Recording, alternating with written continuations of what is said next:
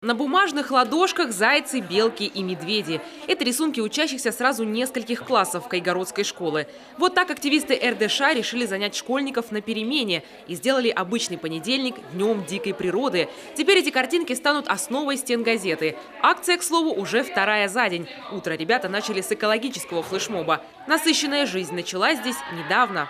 Есть такое понятие, как активист.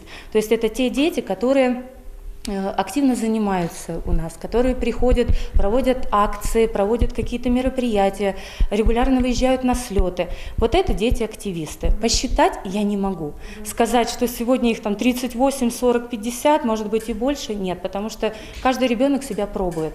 И это все-таки воспитательная система. И 4 направления российского движения школьников. Каждый ребенок выбирает то направление, которое ему интересно. А некоторые выбирают сразу все 4 направления. Или же 2, 3, кто кому ближе. Допустим, если кадеты, то они, конечно же, все являются активистами военно-патриотического направления. После уроков еще и репетиция танца к 8 марта.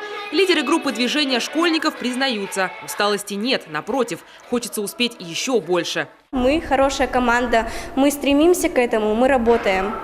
Мы стремимся быть лучше. То есть мы, конечно, довольны, что мы на республике вторые, очень довольны, но я думаю, что мы должны подняться на российский уровень, и мы должны этого достичь.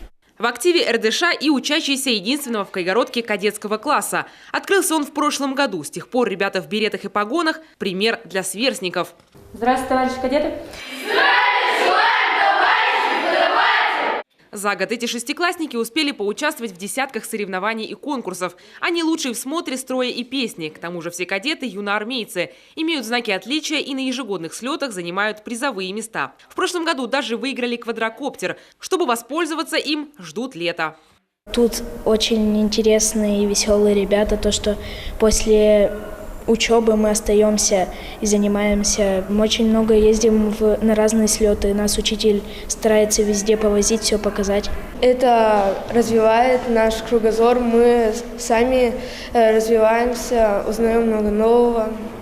По словам куратора РДШ, каждый день таких активных учеников в школе все больше. Сегодня это самое масштабное движение в стране, которое дает равные возможности каждому участнику и помогает проявить себя в любом направлении. Таисия Жакова, Василий Янин, телеканал Юрган, Кайгородский район.